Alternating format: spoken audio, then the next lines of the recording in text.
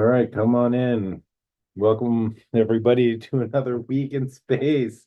And the hits just keep coming, right? But this is what we're here for. We're here to experience this and the shifts and vicissitudes. Good morning, Seven. Nice to see everybody. Come on in. Sit down, relax. Let me tell you a story. Let me tell you several stories about the astro weather for the week. And this is a time that maybe you can just like relax and let it wash over you and take it in. Um, I've sort of been thinking about what I'm gonna say, how I'm gonna say it. And I think in uh in times of like challenge, in times of difficulty, in times of uncertainty, we look to the stars for context, for meaning, for understanding, for a little hope and a little the ability to make meaning of difficult situations. And I don't have the answers. And that kind of sucks because I wish I had an answer. I wish I had like a really good, simple, clear, concise message, and I just don't. And I think that we're in a time of change and good morning. I think we're in a time of change and it feels really unstable and it feels very frightening.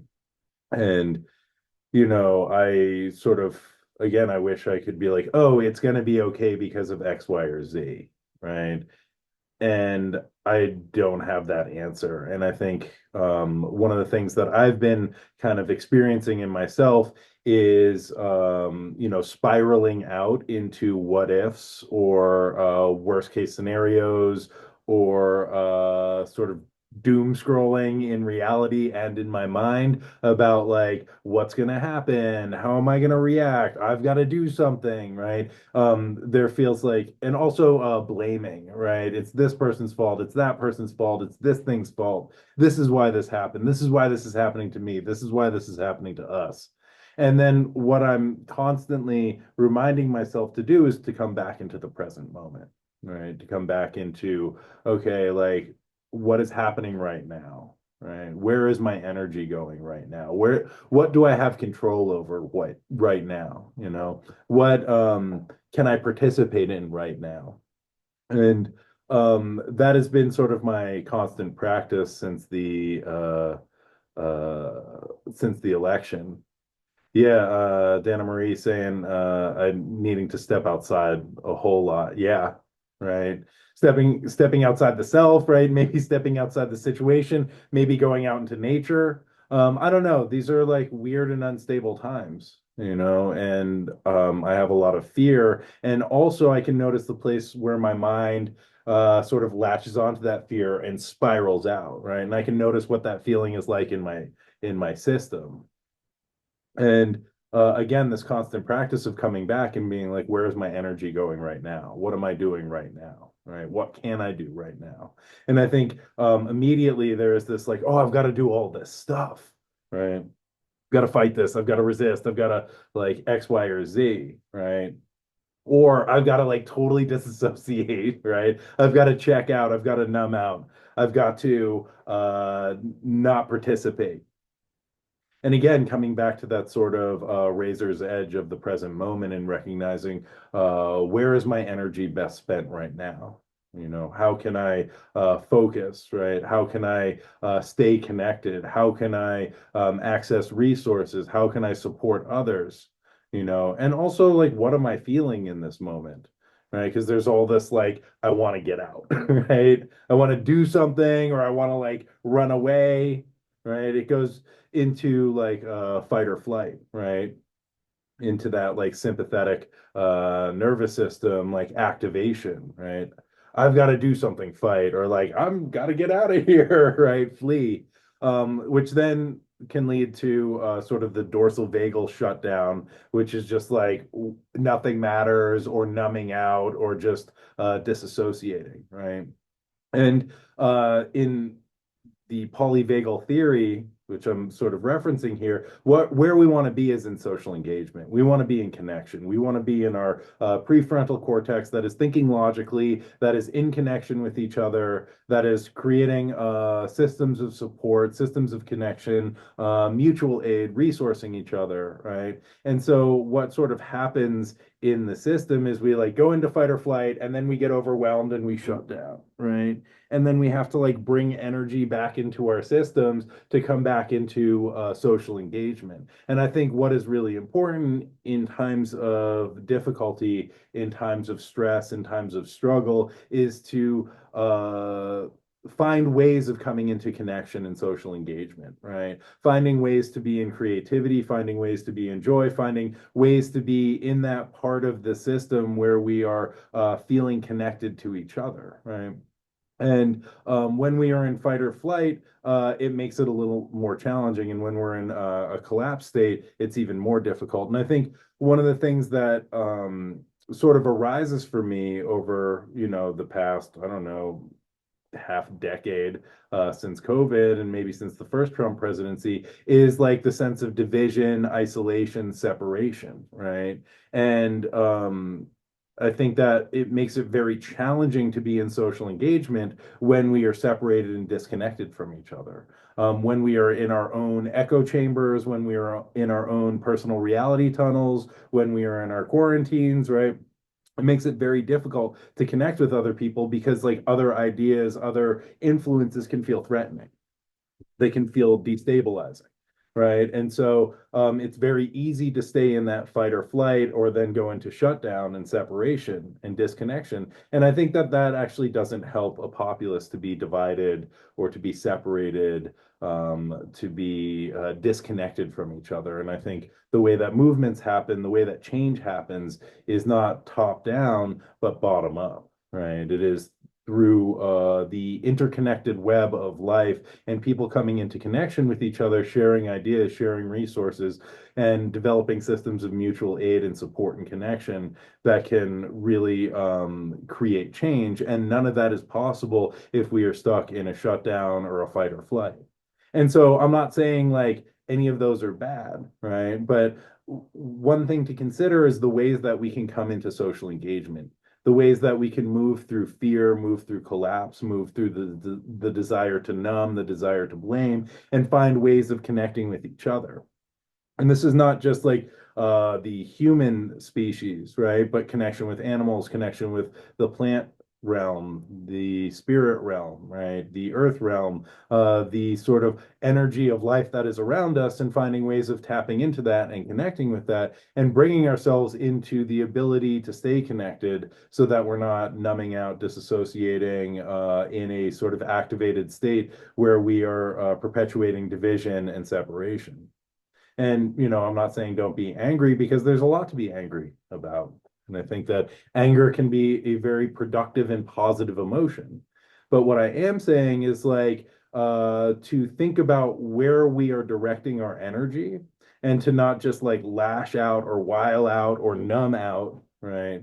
To tap in, right? To stay connected, whatever that looks like for you, and allow the feelings to move through so that we can come up with, okay, what is like, where do I have control in this situation, right? What do I have control over, and what can my actions affect in a positive way? And to really think about, being in right action at this time, right? And some of this is going to involve like sitting with the discomfort and the uncomfortable feelings, right? Sitting with grief and loss and anger and rage, and allowing these to move through so that we can find some clarity on the other side. And so, one of the other things that I've been thinking about is the sort of trickster nature of the times and of Donald Trump, right? And the uh, whoa, Seth Rogen is studying psychology. Tight. Um, one of the sort of trickster nature of Donald Trump, and the trickster kind of pushes on the edges of reality and it scratches at the edges of the box until they bleed, until they transform. And I think that's what Donald Trump's kind of archetypal role is, and anywhere, anytime that there is like thievery or communication breakdowns or lies or misdirection, that's trickster energy, right? And I think the trickster is agnostic. It is neither good nor bad, right? The trickster is engaged in a change process, right? It breaks down the structures of what was known, the structures of what was, so that something else can come about, and I like to think of like the maybe like skillful trickster, the like good trickster as like Bugs Bunny, right? But then there's also like more challenging trickster energies, right? That really disrupt, that make things unsafe, that change structures in pretty drastic and frightening ways. And I think that this is the energy that Trump is bringing in, right? And I watched the election with Sam Reynolds, who is a great astrologer, and we were sort of talking about this, and he was like, you know, like this is the person that like brings about the like catastrophic change that Uranus and Taurus predicts, that Pluto moving into Aquarius predicts, right? And unfortunately, this is a really difficult way of doing that, but these are not easy transits, you know.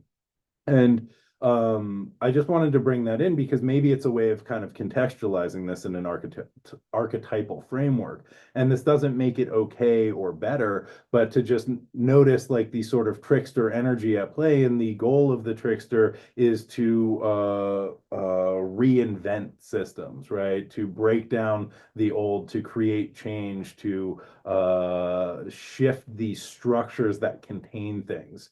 And that can be really destabilizing because it's the structures that contain things that make things safe and comfortable and okay, And also, I think the kind of way that we are going at this time, is really unsustainable and pretty terrifying. And this is before, Donald Trump, before Project 2025, before any of these things, which make it even more destabilizing and more frightening.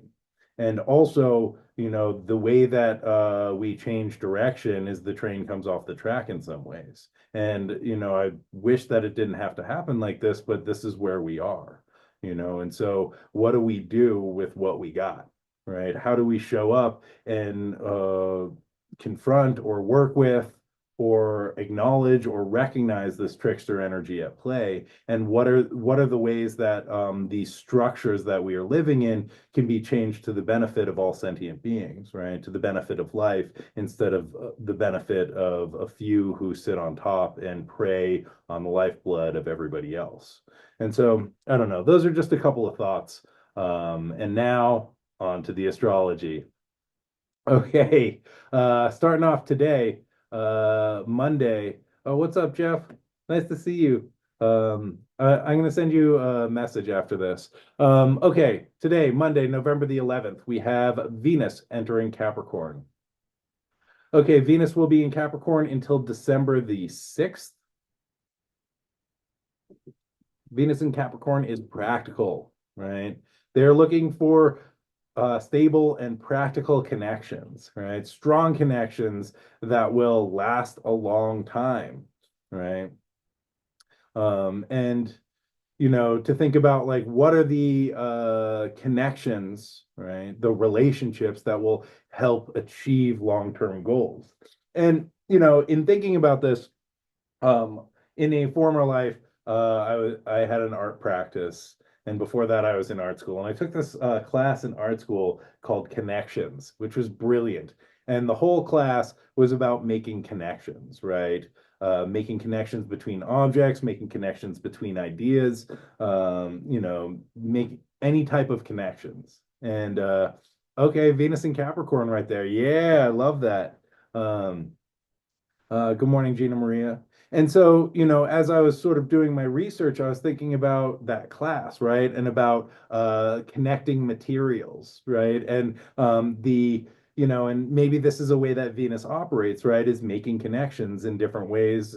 And the different ways that Venus makes connections is sort of sign dependent. And so I think about like what are the connections that Venus makes in Capricorn? And it's like these are like strong bonds that are long lasting, right? This is like concrete, connecting things with like mortar and concrete, to last over time, durational, right? To be strong and also to achieve the goal, right? And so to really think about what are the goals, right? That we are setting? What are the values that we are making connections to support as Venus moves through Capricorn? And if you have this natally, right, this is sort of a lifetime arc. If you don't have this natally, then this is just something that we are considering, right? Something that is maybe activating parts of ourselves for about the next month, right? And thinking about what our goals are, what our values are, and the connections that support that, right? Um, and I think that there's something to be said for the stability and structure that Capricorn provides, so that Venus can feel supported in moving towards their values, right? Moving towards their goals. And I think Venus is sort of balancing this utility of connection with romance, right? And helps to sweeten the sort of cold, hard terrain of Capricorn, right? And I think Capricorn is the goat fish, right? We have the sort of goat front half and then the fish back half. And I think in our culture that is very kind of goal oriented, we forget about the fishy part. And I think that's Venus being sort of warm and moist, right? Is maybe helps to connect in with that fish part, right? And Venus sort of dealing in connection is maybe helping to reconnect the fish and the goat, right? Instead of just being like, that's the top of the mountain and I've got to get there. Maybe it's like, oh yeah, like maybe I can remember that intuitive idea that helped motivate this journey in the first place, right? And bring some joy into it. I think Venus helps to soften the edges of the kind of Capricornian mountain goat, right? And helping to make connections that can stand the test of time. I think one of Capricorn's superpowers, depending on how it's utilized, is the ability to climb mountains, right? To be like, there's a mountain, I'm going up that, right? And so, in with Venus and Capricorn, I think that mountain is about relationship and our relationality, right? And so, what is the relationship that is worth engaging in? What is the relationship that is worth climbing, right? What is the mountain or relationship that has the gold on top? Right, is always a thing that I think about with Capricorn is like, why am I climbing this mountain? And is this the right mountain for me? And is this the right mountain right now? And I think those questions are always important because I think one of the things that can happen with that Capricorn energy is being like, there's a mountain, I need to climb it, right? Without thinking, why am I climbing this, right? Could this energy be better spent elsewhere? I think Venus is also like, yeah, we could climb that mountain, but like it's very nice to hang out in this valley, right? So allowing that time for like rest and relaxation, which I think Venus is very good at, right? And Venus helps to bring some joy and playfulness and even eroticism into the hard work that Capricorn really values, right? So that we can, instead of just like waking up every day and climbing the mountain, right? We can do it with a song and we can do it with joy. And we can do it because at the top of the mountain, there is something that I really value, right? It's not just the hard work that I value, but the thing that I am trying to achieve is something that I value, which hopefully creates some ease, creates some joy, creates some pleasure, right? So that we're not just compulsively climbing mountains and fighting the fight and doing the struggle, right? There's also like some joy and pleasure in that experience as well, you know? So that's my thoughts on that. Moving on to Tuesday, November the 12th. We have Mercury in Sagittarius squaring off with Saturn, who is the ruler of Pisces. Sorry, Saturn, who is the ruler of Capricorn, in Pisces. This is going down at 12 degrees and 42 arc minutes. So Mercury in their detriment in Sagittarius, because Sagittarius wants to look at the big picture, right? Wants to make meaning, and Mercury is like not so interested in that, right? Mercury is focused on like information and communication and exchange and like making a good deal, right? Sagittarius is like, yeah, but like what does this mean in the like larger story arc? And Mercury is like, I don't care. I'm just trying to make a buck right now. You know what I'm saying? I'm just trying to like foster connection. I'm just trying to like have this conversation. I don't care what it means, right? I don't care about the like big archetypal meaning of these things, dude. I'm just trying to like sell this VCR and move on, right? And so Mercury like more focused on information and communication and less focused on that meaning making. We have this square, right, between Saturn in the mutable Jupiter ruled sign of Pisces. So Jupiter ruling both of these signs. Saturn is constrictive and restricting, right? Saturn also stationing direct, so they are like stopped moving at this point. So there's like a little bit more oomph and energy, right? A little bit more pressure that Saturn is exerting, right? And again, they are constricting. And so this can make it very difficult to communicate, right? It can make it hard to get ideas across. Um, and this sort of like difficulty in communication, right? The feeling like I'm not being heard can be kind of frustrating, right?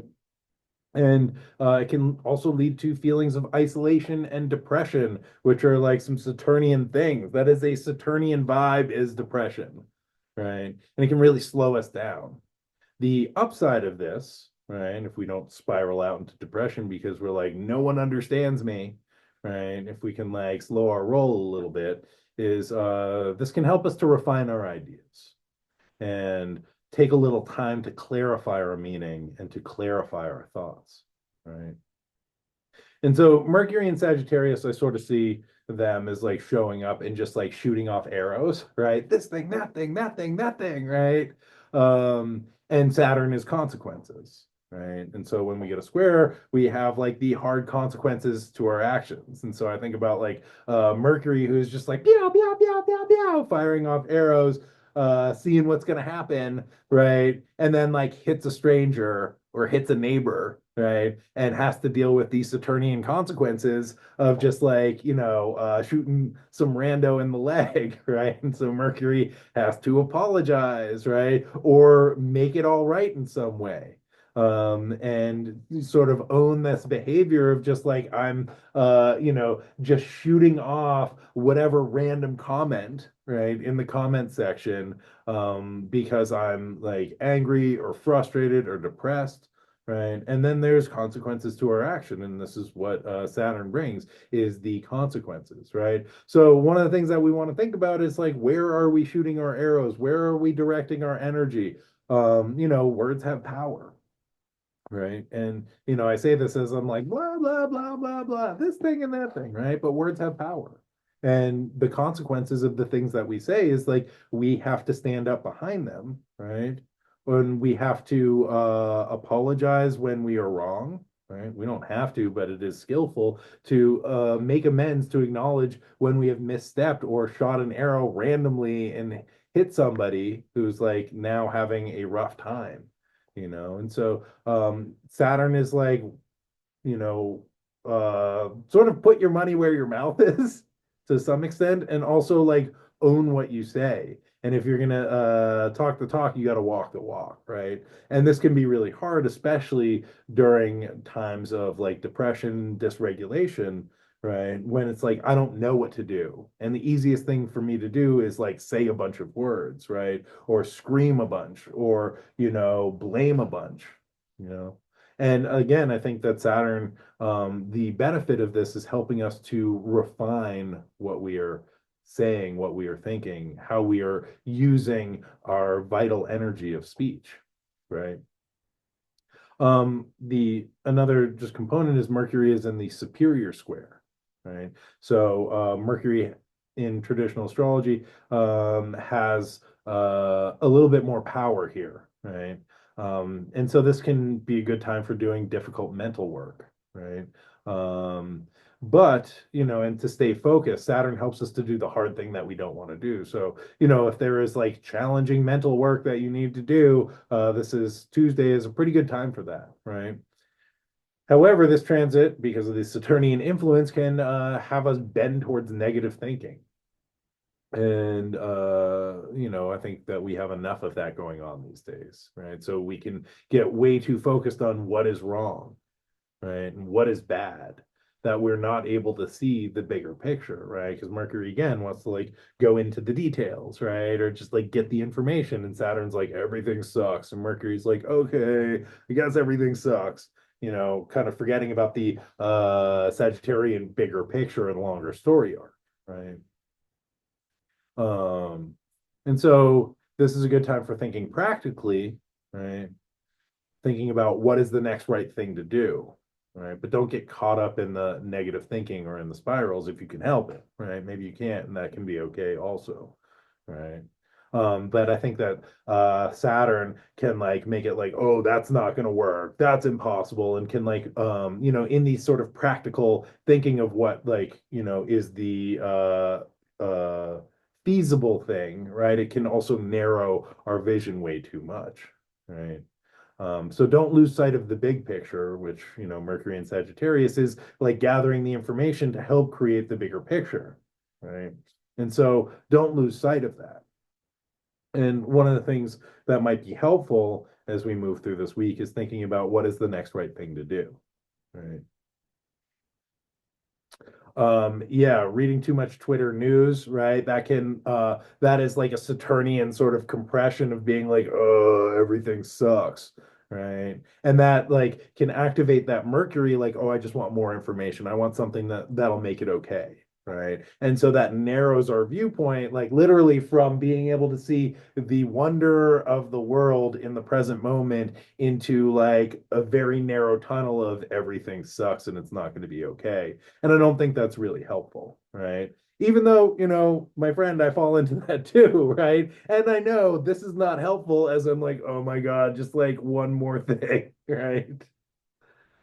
And I think one of the things that's been helping me, not just now, but throughout my life, is thinking about what is the next right thing, right? And sometimes the next right thing is making a phone call, right? Sometimes the next right thing is like going for a walk. Sometimes the next right thing is like putting my phone down, right? Sometimes the next right thing is drinking a glass of water, right? Sometimes the next right thing is like staring out the window for 3 minutes. Right. And like, I don't know what it is. I can't tell you, but this is, a great practice. And I think that the Saturnian kind of responsibility and the mercurial, like, information gathering, when in this aspect being like, what is the next right thing for me to do, can be very helpful in coming back into the present moment and bringing things into small manageable pieces, right? So that we can take little steps towards our longer term goals, right? And this is how we can do what feels manageable and not feel overwhelmed or get crushed in the Saturnian weight of depression, because real talk, like that's pretty easy to do these days. So that brings us to Friday, November the 15th. On Friday, we get a full moon in Taurus. This is going down at 24 degrees and 1 arc minute of the fixed Earth sign of Taurus. This full moon, by my calculations, will be occurring at 1:28 p.m. Pacific time, making that 4:28 p.m. Eastern time. And this is the time when the sun in Scorpio is opposing the moon, making that a full moon.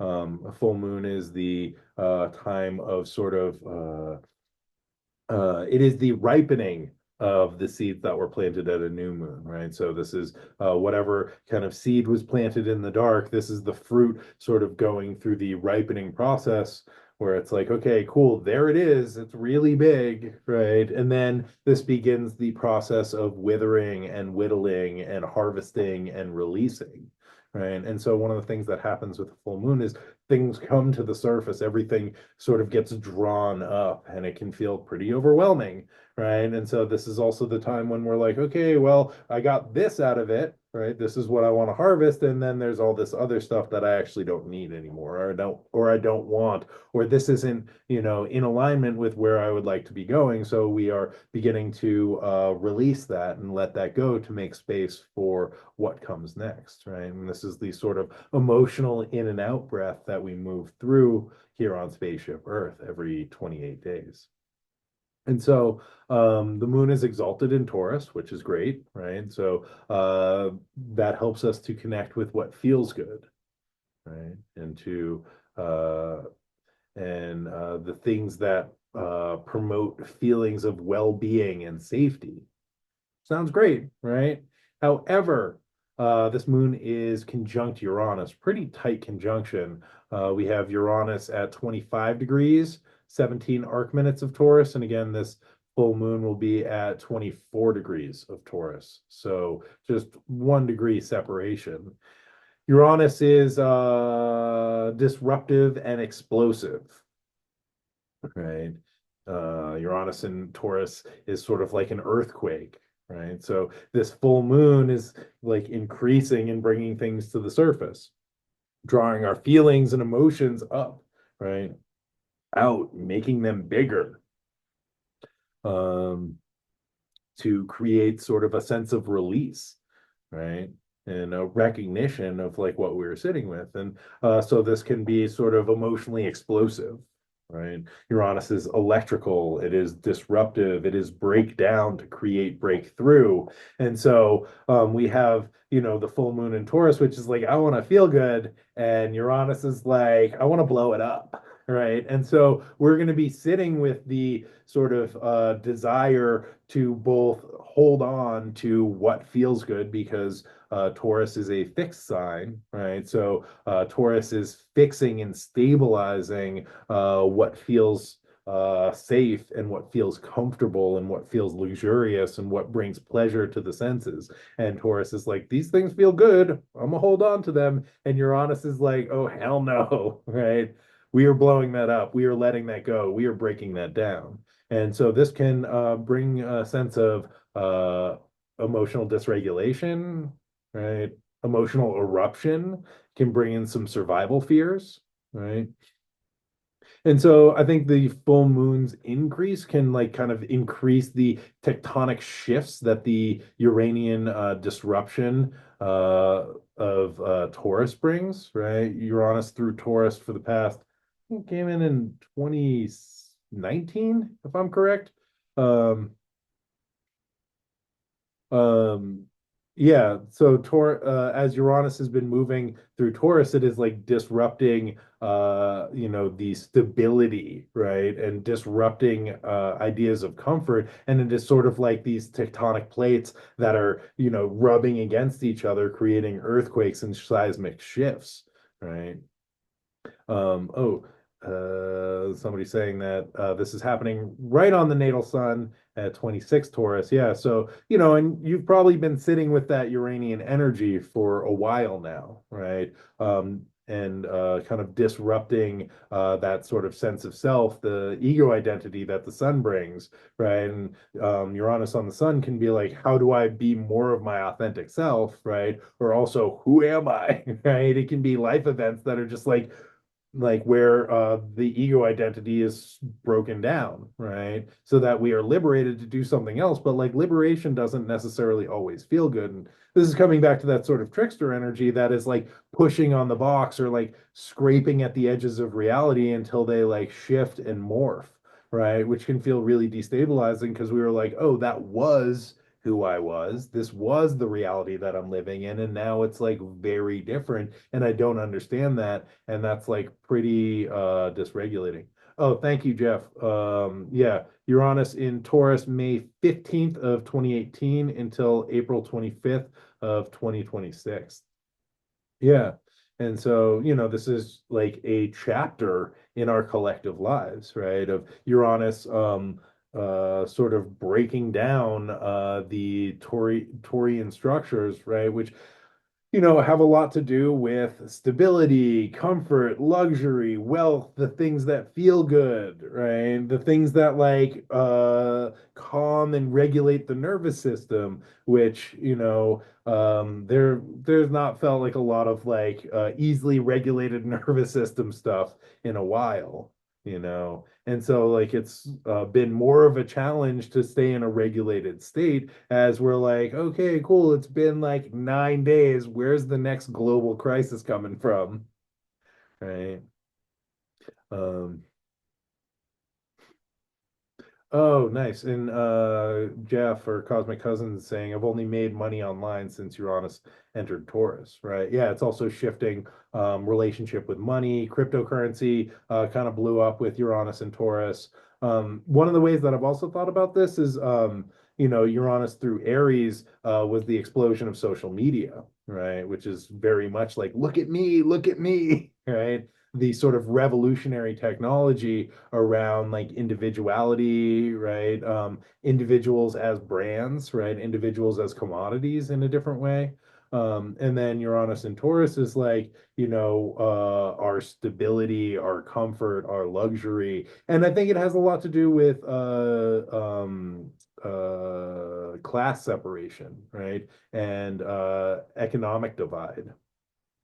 Um, Anywho, um, getting back to this full moon, right, which I think is going to bring a lot of the feelings that we have been sitting with through the election, also maybe since what was it, May 15th, 2018, right? These feelings to the surface, right? And again, um, bringing to the surface like ideas of stability and safety and the ways that those are in threat, right? Or also the ways that the clinging to stability and safety maybe like prevents us from being free.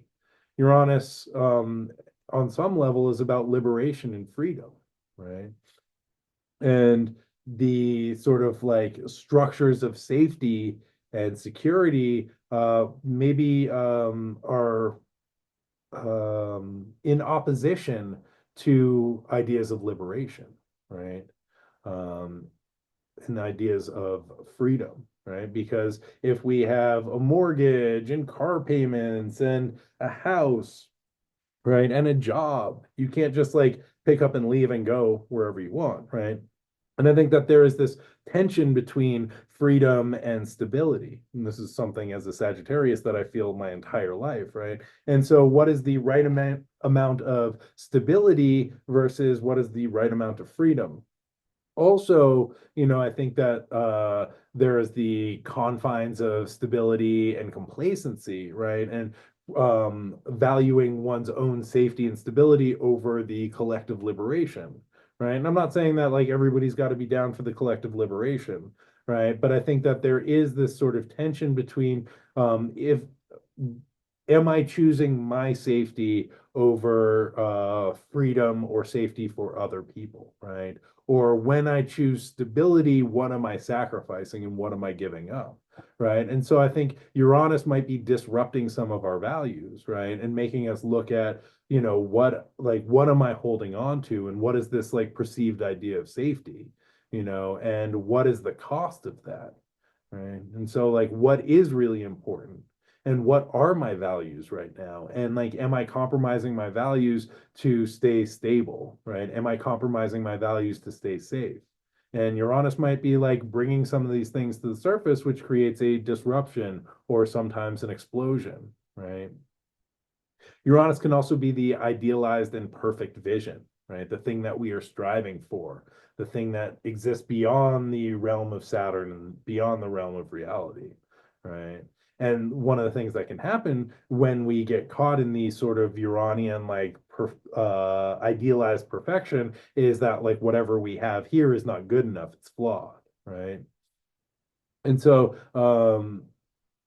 this can cause us to like blow up what is in front of us, right? Thinking whatever comes after is better, right? So Uranus is a sky god in the Greek pantheon, right? Who prevented his children from being born because none of them were perfect enough. He kept shoving them back into the earth until Kronos came along and cut off his junk, right? And Uranus then left and disassociated and checked out, right? And it's like, I'm done with this. Y'all are crazy. I'm done with this.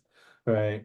And so Uranus escaped the physical realm, right? To go live in the sky where everything could be the image in the mind, right? And so, we can also think about technology associated with Uranus, right?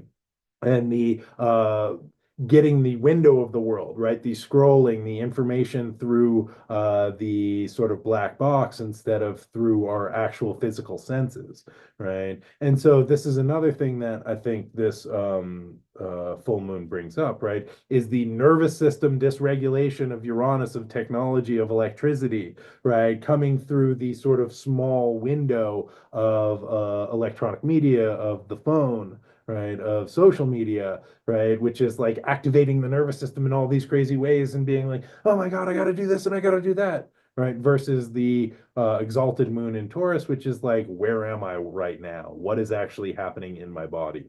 What feels good? What can I do to increase the sense of like presence and the like what is actually happening right now? And I think that these are going to be at odds in some ways, right? And to think about what are the ways that we can stay in our body and to come into our body, right? And to stay connected. And even in the like, difficult, challenging, and dysregulating times, to stay present, right? Because it is only from a place of presence and only from a place of embodiment that we can actually make things happen. When we are up here in the sky realm, there's not much that we can do except for think about things and talk about things and spiral and loop, right? And maybe that like electrical charge creates the like breakdown which can direct us into change, but like we're only going to be able to affect things in the physical realm through our bodies, through these physical vehicles. And the best way of doing that is staying present and connected. And this brings us to the last transit of the week. Friday, November the 15th, we have, oh, sorry, this is not the last transit of the week. I apologize. Just a quick note on Friday, November the 15th, we have Saturn stationing direct at 12 degrees and 42 minutes of Pisces. Saturn has been retrograde since June 29th at 19 degrees and 25 minutes of Pisces. So people with sensitive points between 12 and 19 degrees of any of the mutable signs, get ready for another one because Saturn is making another pass over planets, points, angles, whatever, right? And so this is the last hit of Saturn, who has gone direct through these degrees and then retrograded through these degrees and then is going to go back over them again and doing their last pass and really tying the room together. So this is an opportunity for all of us, not just those of us with points in those degrees, to integrate lessons of structure, patience, dedication, discipline, consequences into our lives, right? And to notice what the pressure that Saturn has sort of placed on us in these areas, right? Saturn applies pressure to reveal the gold that lives beneath the surface and at the heart or the core of the self, right? And so it is the Saturnian pressure that helps the gold to really shine, right? And so I think that the Saturn retrograde kind of like applies an inward pressure. Now that they're shifting direction, it's an opportunity to consider, okay, what am I going to do with these lessons that Saturn taught me? What am I going to like sort of extracting the gold or the sort of the product of all of that pressure, right? And how am I going to integrate this into my life and what am I going to do with it? So just a quick note of that before we move on to the last transit occurring on Saturday, November the 16th. Oh, Gina Maria is asking for the degrees. So it's between about 12 degrees and 19 degrees of the mutable signs. So that's Gemini, Sagittarius, Pisces, and Virgo. So, and also a little on either side of that. But it's that sort of window that Saturn has been crossing and recrossing. For those of us lucky enough to have points or planets in those degrees, good luck. So, last transit of the week, Saturday, November the 16th, we have the Sun in Scorpio opposing Uranus in Taurus at 25 degrees and 14 arc minutes.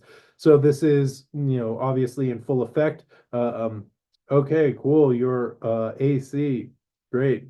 And anytime Saturn crosses one of the angles, this is one of the things that I look at in charts when I'm doing charts. There tends to be big shifts that happen. And for you, Gina Maria, when Saturn crosses the ascendant, this tends to be an increase in responsibility and also like a pulling in and sort of people will end careers or shift careers as Saturn is moving kind of from the descendant up through the midheaven and down through the ascendant. It tends to be a like building in the external world.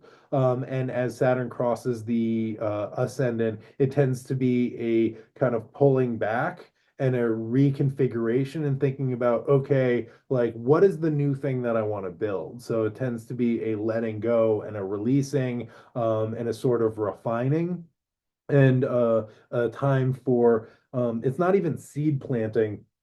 It's a time for like clearing the ground and thinking about what are the seeds that I want to plant for the next 7 years, 14 years, 21 years, 28 years, right? So it's I don't know, it's usually a really powerful time whenever Saturn crosses one of the angles. I don't know. It's also one of my favorite transit is Saturn crossing an angle because it's the opportunity to really think about what is the thing that I want to make real, right? And what is the thing that I have made real, and is that what I want to keep doing, right? So it's an opportunity to really shift and prune and pare down and reconfigure and reconsider. And then Lynn saying, closely opposing my son. Yeah.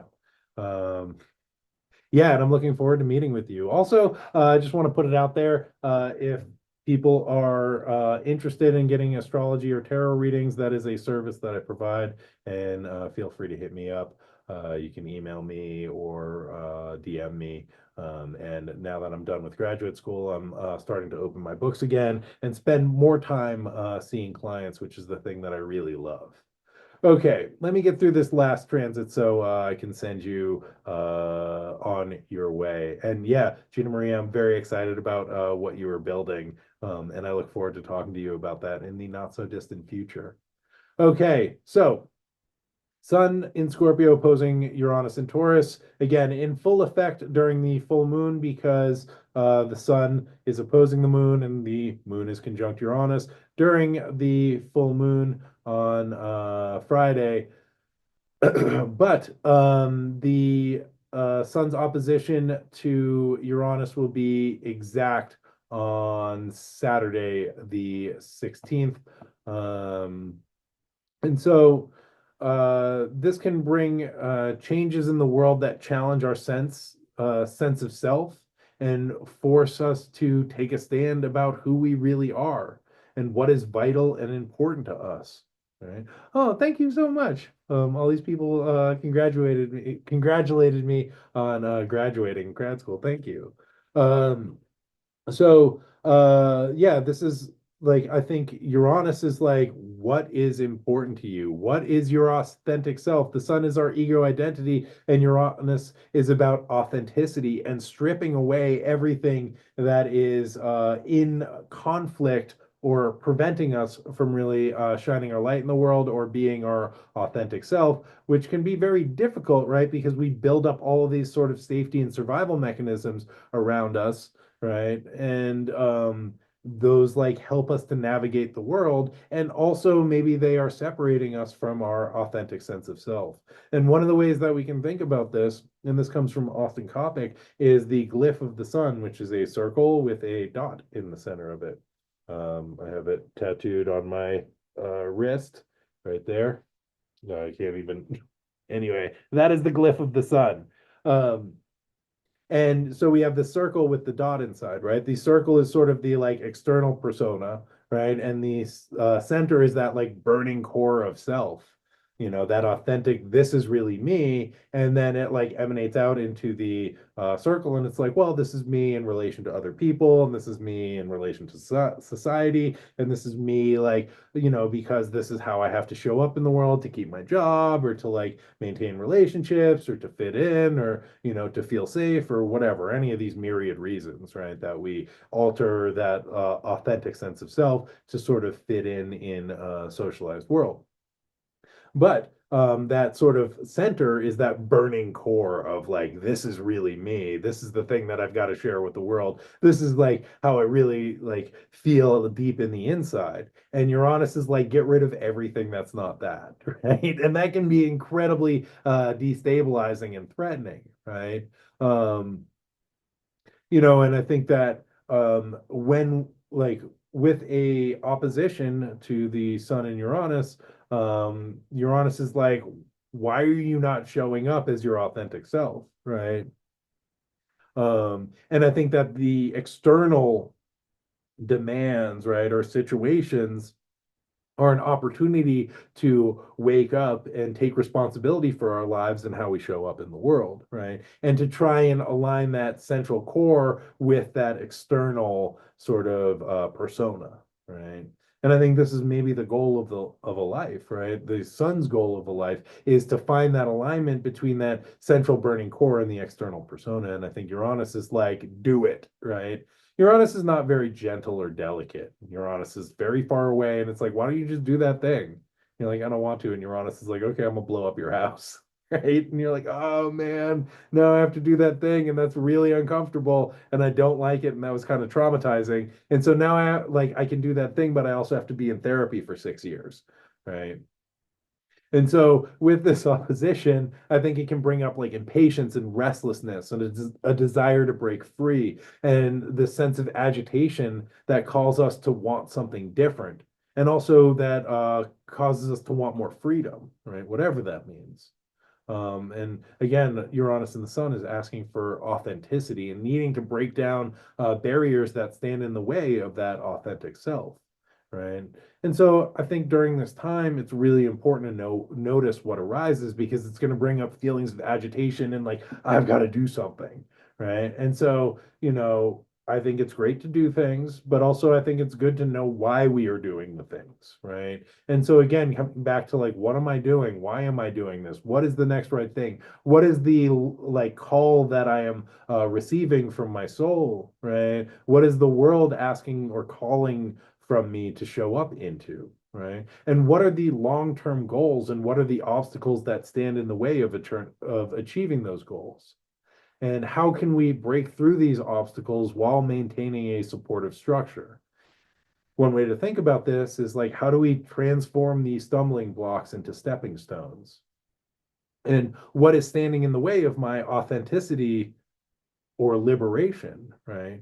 Or others' ability to show up as their authentic selves, right? And with an opposition, we can project these things onto other people, right? Oh, that person is so much more free than I am. Or, oh, I am the best, right? I am living my like best life.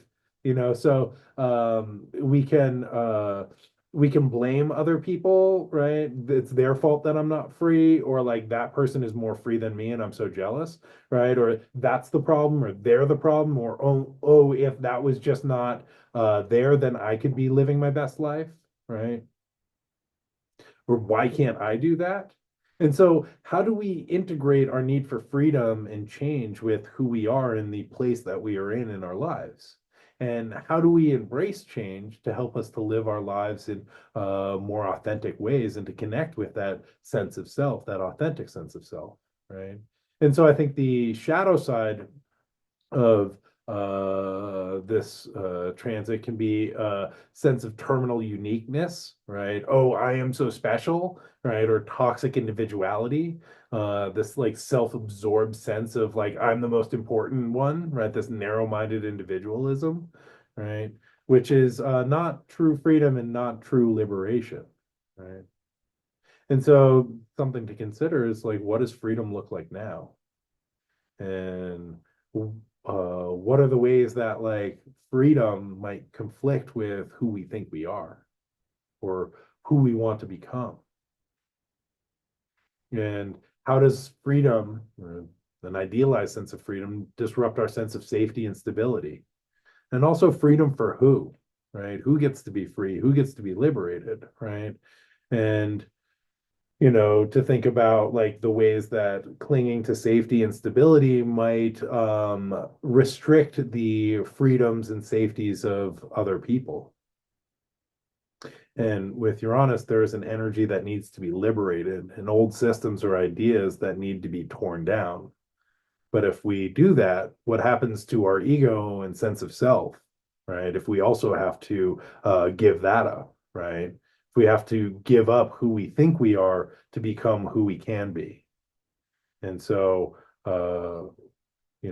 what happens when we value stability over self-expression or safety over liberation, right? And I think in the like breakdown of Uranus, like it is breaking down that ego construct of this is who I am, right? This is who we are. And it's in order to like have a breakthrough, we need to begin by breaking that down, right? And so that, my friends, is your astro weather report. That's all the astro weather that is fit to print. Thanks for tuning in. I hope somebody out there heard something that was useful or helpful. Again, I'm your host with the most, Joan Emerson Bell. Oh, awesome. And thank you everybody for congratulating me on my on graduating grad school. I think I'm now an LMHC, licensed mental health something. I'm a LAMAC. So yeah, my name's Joan Emerson Bell, tarot reader, astrologer, now Lamac, and mental health counselor. I am available for tarot and astrology readings to help you navigate these trying and turbulent times, let you know where these things are showing up in your unique system and specific ways that you can work with them and navigate whatever space is thrown at you with style and grace. You can find me on Instagram at Blind Stallion Space Wizard. For all y'all on Instagram, I put these up on YouTube every week. You can find my channel at Camp Wizard Camp. If you are interested in getting a astrology or tarot reading, hit me up. My website is Camp Wizard Camp. Just send me a message through there, or you can email me campwizardcamp@gmail, or DM me if you're interested in readings or coaching, or I don't know, if you just want to talk. Oh, thank you. And I do a weekly astrology themed radio show, which you can find on SoundCloud. My channel there is Camp Wizard Camp.